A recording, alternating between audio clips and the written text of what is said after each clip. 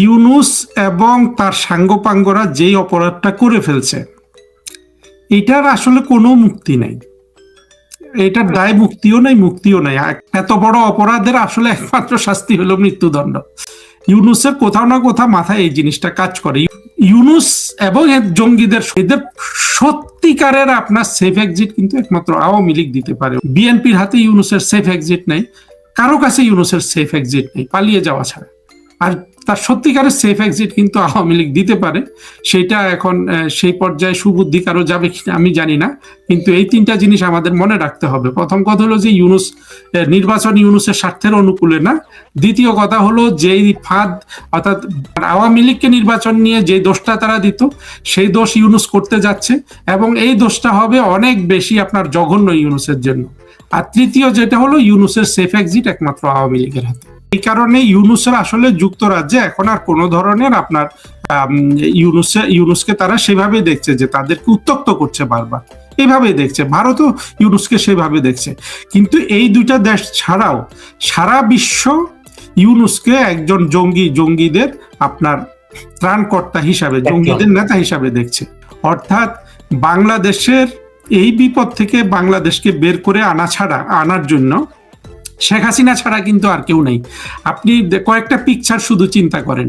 ইউনূস বাংলাদেশের মানুষের কাছে একটা বিশাল কৌতূহল ছিল, ইউনূস যদি যদি সে 1 বছর বা 2 বছর রাষ্ট্রটা শাসন করতো, যে এরা তো পারে না, শেখ হাসিনা পারে না, খালেদা জিয়া পারে না, ইউনূস করলে কি না কি হয়ে যেত। তো সেটা মানুষ এখন দেখেছে না গত 16 মাসে, যে ইউনূসের চেয়ে স্বার্থপর, ইউনূসের চেয়ে আপনার নিম্নমানের প্রাণী জগৎ বলুন, মনুষ্য জগৎ বলুন, ইউনূসের চেয়ে শর্ট ধান্দাবাজ, ইউনূসের চেয়ে আপনার মানে প্রবৃত্তির কি বলবো স্লেভ হিসাবে জীবনযাপন করা এমন কোন মানুষ কি কেউ বলতে পারবে যে এত মিথ্যা শট বাটপার পৃথিবীতে মানুষ হয়? এটা তো বাংলাদেশের মানুষ দেখে ফেললো। মানুষের একটা কৌতূহল ছিল না যে ইউনূস কি না ডিব্বা যে আসলে বাংলাদেশকে, সেই কৌতূহল মানুষের মিটে গেছে। বাংলাদেশের মানুষ তারেক জিয়ারও শাসন দেখে ফেলছে, খালেদা জিয়া শাসন দেখে ফেলছে। এখন শুধু ট্রান্সমিট করা দরকার, যাদের বয়স কম তাদেরকে গল্পগুলা জানানো দরকার। এখন আজকে বাংলাদেশের যে অর্থনৈতিক দুর্দশা, সন্ত্রাসের যে দুর্দশা, এইটা আপনি কাকে দিয়ে আপনি কমাবেন? আপনি মনে করেন যে আজকে যদি ইউনূসই যদি মনে করে যে সে জঙ্গিবাদ বা সে মব কন্ট্রোল করতে চাইবে, তখন ইউনূসকে কিন্তু ওরা ধরবে, মানে ইউনূসের উপরই ওরা মব চালু করে দিবে। এটা এমন এক দত্তকে বোতল থেকে বের করে দেওয়া হয়েছে, এইটা কেউ আর আপনার করতে পারবে না। ফলে বাংলাদেশের এই যে দুর্দশায় পড়েছে, এইখান থেকে আপনি একেবারে যদি ঠান্ডা মাথায় চিন্তা করেন, শেখ হাসিনার শত্রু হয়েও যদি চিন্তা করেন, কিন্তু চিন্তাটা যদি আপনার পরিষ্কার থাকে, আপনি দেখবেন যে একমাত্র শেখ হাসিনা ছাড়া এইখানে বাংলাদেশকে আর কেউ টেনে তুলতে পারবে না। অর্থাৎ বাংলাদেশের এই জঙ্গি প্রিয় মানুষগুলো, হ্যাঁ, তবে ওদেরও আবার আপনার নিজস্ব ধৈর্য আছে। আজকে বাংলাদেশের মানুষ ইউনূসের আন্ডারে দেখা গেছে যে যত অপকর্ম হচ্ছে, তারা কিন্তু শেখ হাসিনার সময় একটা কিছু চুন থেকে, মানে পান থেকে চুন খসলে সারা বাংলাদেশ যেমন জজবা তুলে ফেলতো, সেটা কিন্তু এখন হচ্ছে না। অর্থাৎ ওরা নীরবে অনেক কিছু মেনে নিচ্ছে, কিন্তু কতদিন মেনে নিবে? পেটের ক্ষুধা একদিন না একদিন আঘাত হানবে, তখন এই জঙ্গিরা নিজেরা মারামারি করে ওই শেখ হাসিনা বলুন, আওয়ামী লীগ বলুন, ওরাই বাংলাদেশের ক্ষমতায় আসবে। শেখ হাসিনা সরকারের এই জায়গায় ডিপ স্টেট এত গভীরভাবে যোগ হওয়া, এইটা যে মার্কিন যুক্তরাষ্ট্রের শতবর্ষের ইত্যাদি যেগুলা বলে তাদের ডিপ স্টেট পলিসি, কিচ্ছু না। এগুলা কিছু নিম্নমানের কর্মচারীকে শেখ হাসিনা খেপিয়েছে, তারা যতটা করে দেখাতে পারে দেখিয়ে দিয়েছে। কিন্তু এটা খুব সহজ ছিল জিনিসটাকে আপনার মোকাবেলা করা। শুধু ওই দুইটা মানুষের সাথে আপনি যদি খাতা কাগজ কলমের যেইভাবে আপনার কূটনীতি শিখায় আর কি, সেগুলো করতেন, তাহলে আমি বিশ্বাস করি যে ডিপ স্টেট এমন ভাবে এখানে ইনভলভ হতো না। মার্কিন যুক্তরাষ্ট্র কিন্তু তাদের নীতিগুলা ঠিক করে একেবারে নিচের পর্যায়ের কর্মচারীটার কথা শুনে ধীরে ধীরে উপরের দিকে আসে, তারা একটা ডিসিশন দেয়। এই জন্য মার্কিন যুক্তরাষ্ট্রকে প্রভাবিত করাও সহজ। আপনাকে কিন্তু এই ফিলোসফিটা বা এই যে জ্ঞানটা কিন্তু বাংলাদেশ ফরেন মিনিস্ট্রি বা আওয়ামী লীগ সরকারের ছিল, এটা আমরা দেখিনি আর কি। কারণ ওরা এদেরকে ইরিটেট করতো বিভিন্ন ভাবে। আপনি একজন রাষ্ট্রদূত, তার সাথে ভালো ব্যবহার করবেন, হ্যাঁ, একেবারে কখনোই আপনি তার ভালো ব্যবহারের বাইরে যাবেন না। সেখানেও কিন্তু আপনি কূটনীতিতে একটু ফল পাবেন, হ্যাঁ। কিন্তু আমরা তাদেরকে গালাগালি করেছি, তাদেরকে উত্ত্যক্ত করেছি। এখন মার্কিন যুক্তরাষ্ট্রের কর্মচারী, যদিও অতি নিম্ন পর্যায়ে, নিম্ন বলতে মানে পদ হিসাবে আর কি, সরকারি স্তরে, তাদেরকে আপনারা যথেষ্ট পরিমাণে শেখ হাসিনা সরকার খেপিয়েছে। সেখানে পররাষ্ট্র মন্ত্রণালয়কে সেই দায় নিতে হবে, পররাষ্ট্রমন্ত্রীগুলো সেই দায় থাকা উচিত, পররাষ্ট্র সচিবের সেই দায়গুলো থাকে। কেন এগুলো বলছি জানেন? আমি তো এগুলো মোটামুটি কাছে থেকে দেখা মানুষ। মার্কিন যুক্তরাষ্ট্রের আপনার একটা শরীরের যদি মনে করেন যে হাত পা সবগুলো যদি সমানভাবে না বাড়ে, সেই দেহটা ব্যালেন্সড ওয়েতে আচরণ করতে পারে না। মার্কিন যুক্তরাষ্ট্রের হয়তো পা দুটা অনেক লম্বা, হাত দুটা হয়তো একটু খাটো, এইভাবে মানে তার শরীরে ব্যালেন্স নাই। ফলে তার পররাষ্ট্রনীতি বলুন ইত্যাদি বলুন, অনেকে এটাকে অনেক চালাকি হিসাবেই দেখে। যদি চালাকিও হয় যে না যুদ্ধের অস্ত্র বানানোর জন্য এই পররাষ্ট্রনীতি, সেটাও কিন্তু আপনার প্রজ্ঞার বিচারে একটা ভুল পদ্ধতি। এইটার পরে যে জিনিসটা আমি বলবো, আমাদের প্রধানমন্ত্রী শেখ হাসিনার সরকারের সময় আপনার এই যুক্তরাষ্ট্রের সাথে যে ধরনের এঙ্গেজমেন্ট হয়েছে, সেখানেও মানে ওই সরকারটা থেকে, আওয়ামী লীগের সরকার থেকে কোনো ধরনের আমরা প্রজ্ঞার বা কূটনীতি করার জন্য যে পদ্ধতিতে যাওয়া উচিত ছিল সেটা যাওয়াও হয় নাই, সেটা আমরা দেখি নাই। অর্থাৎ প্রধানমন্ত্রী শেখ হাসিনা সরকার জিনিসটাকে মানে ব্যাপারটা হলো কি, আপনার কূটনীতির এবিসিটাও তারা প্রয়োগ করে নাই শেখ হাসিনা সরকারের তরফ থেকে। ফলে যেটা হয়েছে কি, এই যে ডিপ স্টেট বলে যে আমেরিকা যে পুরোপুরি এই টাকা পয়সা নিয়ে আপনার এই এই শেখ হাসিনা সরকারকে ফেলে দিল, মানে ফেলে দেওয়ার ভূমিকা রাখলো, এটা যে খুব আপনার সচেতন ভাবে মার্কিন যুক্তরাষ্ট্রের একেবারে প্রেসিডেন্ট জো বাইডেনের কি বলে সচেতন একটা পরিকল্পনা, এইটা আসলে ব্যাপারটা সত্য না। এই জিনিসটা যুক্তরাষ্ট্রের কূটনীতি বা যুক্তরাষ্ট্রের সরকার কিভাবে কাজ করে এটা সম্পর্কে ধারণা না থাকলে এই ভুলটা আসতে পারে। আসলে জিনিসটা হয়েছে কি জানেন, কয়েকটা নিচু শ্রেণীর কর্মচারীকে শেখ হাসিনা সরকার কিন্তু ভালোভাবে হ্যান্ডেল করতে পারে নাই। এই কর্মচারীগুলা কে ছিল? যে পিটার হাস নামে যে রাষ্ট্রদূতটা ছিল, তারপরে আপনার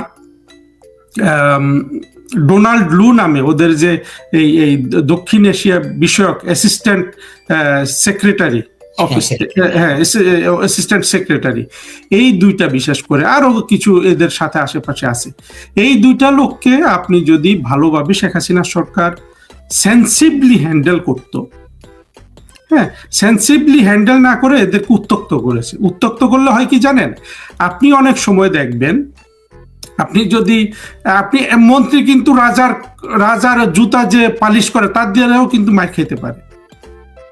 একজন রাজার মন্ত্রী বুদ্ধিমান মন্ত্রী দারোয়ানকে কিন্তু আগে ম্যানেজ করে। আপনি বাংলাদেশেও যদি আপনি যান, আপনার যদি কোনো একটা তদবির একটা পিয়নের কাছে গেলে সহজ হয়, সেই তদবিরটা যদি আপনি সরাসরি মন্ত্রী বা সচিবের কাছে চলে যান, আপনার জন্য অনেক কঠিন হয়ে যাবে। সারা পৃথিবীকে বোকা বানিয়ে 2024 সালে তারা একটা জঙ্গি উত্থান করলো। এখানে সবচেয়ে নিষ্ঠুর একটা দিক এবং অত্যন্ত চাতুর্যের একটা দিক দেখেন, জঙ্গিরা ইউনুসকে নিয়ে আসলো যে তাদের ঢাল হিসাবে ইউনুস থাকবে এই অনাচারে। সত্যি ইউনুস ঢাল হিসাবে এলো এবং জঙ্গিদের আশা ছিল যে ইউনুস যদি ঢাল হিসাবে থাকে তাহলে সারা বিশ্ব এটা যে সত্যিকার অর্থে জঙ্গিবাদ, তাদের যে প্রকৃত পরিচয়, সেইটা সারা পৃথিবী আর বুঝতে পারবে না। এবং তাদের এই যে প্রত্যাশাটা ছিল ইউনুসের কাছ থেকে, এটা পুরোপুরি কিন্তু প্রাথমিকভাবে সফল হয়ে গেল। ফলে সারা বহির্বিশ্বে প্রথম আমরা যেসব আলাপ আলোচনা দেখেছি, সেখানে জঙ্গিরা যে ভার্সনটা ফিট করেছে সেটাই কিন্তু শুরুর দিকে ছিল যে শেখ হাসিনা সরকারের এই বদনাম সেই বদনাম। বিশেষ করে জঙ্গি উত্থানকালে যে আপনার যে কতগুলা মিথ্যা স্ট্যাটিস্টিক্স দেয়া হয়, ডেটা দেয়া হয় যে এত হাজার মানুষ মরেছে, এত হাজার আপনার কি বলে আহত হয়েছে, এই জিনিসগুলা প্রথমে কিন্তু এগুলো নিয়েই সারা বিশ্বের যতটুকু এটা ফোকাসে ছিল সেই খবরগুলো এসেছিল। কিন্তু জঙ্গিবাদ এমন একটা জিনিস, আপনি কখনো জঙ্গিবাদকে লুকিয়ে রাখতে পারবেন না। আপনি চাইলেও জঙ্গিবাদকে একটা জায়গায় এনে থামাতে পারবেন না। জঙ্গিবাদের চূড়ান্ত যেই আপনার উদ্দেশ্য, চূড়ান্ত যেই আশা, সেটা আমরা কি ভালো করে চিন্তা করি? জঙ্গিবাদ আসলে চায়টা কি? আপনার জামাত, হেফাজত, এই যে দলগুলো আজকে সবাই একত্রিত হয়েছে, তারা কি চায়? তারা শরিয়া ভিত্তিক একটা ইসলামিক রাষ্ট্র কায়েম করতে চায়।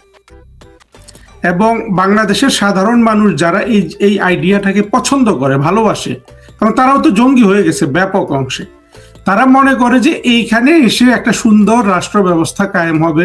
হ্যাঁ, ঠিক আছে, চুরি করলে হাত কেটে দেয়া হবে, এসব তো আছেই, কিন্তু যেটা তারা ভাবে যে এখানে একটা সুন্দর রাষ্ট্র হবে, তারা সবাই সুখী হয়ে যাবে, সমৃদ্ধিশালী হয়ে যাবে, দারিদ্র থাকবে না।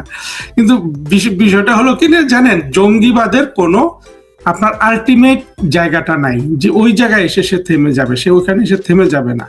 জঙ্গিবাদের গোলটা হলো যে একেবারে ভেতরের গোলটা হলো যে তাকে, সে যেই প্রসেসে রাজনীতি করে, অর্থাৎ সে যে আন্দোলন করে, সে যে এনার্কি করে, সে যা চায়, চূড়ান্ত চাওয়াটা হলো যে অন্যের দ্বারা খুন হয়ে যাওয়া। জঙ্গি যেই ধরনের প্রাণী, এটা তো মানুষের বা আইন কানুন যেভাবে চলে, হ্যাঁ, সেই প্লেনে সে বসবাস করে না, সে অন্য একটা স্তরে বসবাস করে। যুক্তরাজ্য এমনকি দেখেন, কেউ কিন্তু জঙ্গিদের মেরে ফেলার ক্ষেত্রে, ভারত, রাশিয়া, আপনি দেখবেন বিভিন্ন সময় যদি আপনি স্মরণ করেন, কত জঙ্গিকে রাশিয়া রাস্তার মধ্যে মেরে ফেলেছে। একমাত্র বাংলাদেশ জঙ্গিদের আমরা আদর করে ক্ষমতায় নিয়ে আসছি। তো যাই হোক, এই জঙ্গিগুলা ইউনূসকে শিল্ড বানালো, ইউনূস একেবারে তাকে শিল্ডটা দিল। এই জিনিসগুলা যখন ধীরে ধীরে সারা বিশ্বের সাথে উন্মোচিত হতে থাকে, তখন আবার প্রধানমন্ত্রী শেখ হাসিনার গুরুত্বটা বিশ্বের কাছে বেড়েছে। এবং তারই প্রেক্ষাপটে আমরা এখন এই জিনিসটা, যেটা আপনি বললেন যে সারা পৃথিবী এখন প্রধানমন্ত্রী শেখ হাসিনাকে লিখছে, ওনাকে নিয়ে ভাবছে, ওনাকে ইন্টারন্যাশনাল মিডিয়া কাভারেজ করছে, ওনার কথা ইন্টারভিউ প্রচার করছে। এটা হলো এই একটা এর কারণ হলো যে জঙ্গিরা বের হয়ে আসে এবং সারা পৃথিবী তাদেরকে দেখে ফেলেছে। বাংলাদেশের মূল সমস্যাটা কিন্তু মুক্তিযুদ্ধের পরাজয় এবং বিজয় থেকে শুরু হয়েছে। একটা দেশে যদি একটা ব্যাপক সংখ্যক পরাজিত মানুষ থাকে, তাদেরকে আপনার সাইজ করতে হয়। সাইজটা কি রকম? আপনি যেই উদ্দেশ্যে বাংলাদেশটা স্বাধীন করেছেন, আমরা যেমন আপনি শুরুতে বলেছেন, আমরা একটা অসাম্প্রদায়িক বাংলাদেশ গঠনের জন্য আমরা দেশটাকে বানিয়েছি। সেখানে স্বাধীনতা বিরোধীরা যদি থাকেও, তাদেরকে ওই পর্যায়ে আপনার প্রধানত করতে হবে, তারা যাতে এই উদ্দেশ্যের বিরুদ্ধে কখনো মাথাচাড়া দিয়ে না উঠে। তারা শুরু থেকেই কিন্তু মাথাচাড়া দিয়ে উঠে ৭৫ সালে বঙ্গবন্ধুকে খুন করে ফেললো। তারপরে ২০২৪-এ বঙ্গবন্ধুকে খুন করার ক্ষেত্রে দেখা গেল বঙ্গবন্ধুর ক্লোজ সার্কেলের একজন তাদের সাথে জড়িত, খন্দকার মোশতাক। ২০২৪-এ আমরা এসে কি দেখলাম? ঠিক একেবারে হুবহু মিলে গেল আপনার ওয়াকার, একেবারে ক্লোজ সার্কেল থেকে সে বিক্রি করে বসলো। তাহলে এইখানে অসচেতনতা আছে না? আপনি কি শিখলেন? মানে মোশতাকের হাতে বঙ্গবন্ধু খুন হয়ে গেল, তো সেখান থেকে কি বঙ্গবন্ধু কন্যা শিখলেন?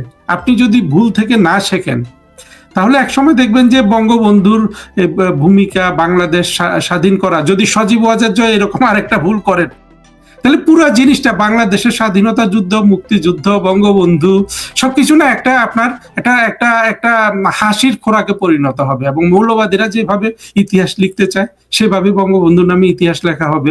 এবং বঙ্গবন্ধু, বাংলাদেশ, মুক্তিযুদ্ধ, আপনি মুক্তিযোদ্ধা, এগুলো কিন্তু চিরতরে মুছে যাবে। এই ধরনের ভুল করার আসলে এখানে কোনো সুযোগ নাই যে শেখ হাসিনা বোধহয় অপরাধ করে ফেলেছে। হ্যাঁ, বিষয়টা তো তা না। বিষয়টা হলো যে ২০২৪ সালে একটা জঙ্গি উত্থান হয়েছে, যেটা ইটসেলফ, এই উত্থানটা একটা রাষ্ট্রবিরোধী কাজ। যারা উত্থানে জড়িত, সেই ইউনূস থেকে শুরু করে সবাই, এবং যারা সেখানে সরকার গঠন করেছে, সবাই কিন্তু সংবিধান লঙ্ঘন, রাষ্ট্রের সাথে আপনার রাষ্ট্রধ্বংস ইত্যাদির কারণে সবাই মৃত্যুদণ্ডপ্রাপ্ত আসামি, সবাই ক্রিমিনাল। এই ক্রিমিনালরা যাই কিছু স্টেজ করে, তার কোনো ধরনের কোনো বৈধতা নাই। আমাকে আমার কথাগুলো তো সেইভাবে বলতে হবে। আমরা কিন্তু, হ্যাঁ, শেখ হাসিনা থেকে আমরা সেই কথাটা সেইভাবে পাই, কিন্তু এই জোরটা তো ওইখানে থাকে না। অনেক সময় আমরা আলাপ আলোচনায় নিয়ে আসি যে না, একটা স্বাভাবিক প্রক্রিয়া, একটা বিচার হচ্ছে, মানে আমরা এই টোনটা যদি এখানে দেই, তখন তো আসলে আমি অপরাধী হয়ে যাই। হ্যাঁ, আমি মনে হয় যে আমি মেনেই নিলাম, আমার উপরে এত বড় একটা অন্যায় হলো, একটা ষড়যন্ত্রমূলক ভাবে দেশি এবং স্বাধীনতা বিরোধী, মৌলবাদী, জঙ্গি সবাই একসাথে হয়ে ষড়যন্ত্র করে একটা সরকার ফেলে দিল, তার ওইখানে কোনো কিছুরই বৈধতা নাই আপনি আইনের দৃষ্টিতে। সেই জায়গাটা আমাকে এমফাসিস করা উচিত, সেই জায়গাটায় আমার জোর দিতে হবে। ফলে যাই কিছু হচ্ছে এগুলো সব বেআইনি। তারা সেখানে শেখ হাসিনাকে কত বছরের মৃত্যুদণ্ড দিল, কতবার ফাঁসি দিল, এগুলো শুধুই একটা নাটক হিসাবে আমাদের ডিসকোর্সে থাকতে হবে। এবং বইয়ের বিশ্বকেও সেভাবেই জিনিস আপনার জানাতে হবে, কিন্তু সেই জায়গাটায় কিন্তু যথেষ্ট আপনার ইয়ে নাই, মানে হচ্ছে না জিনিসটা।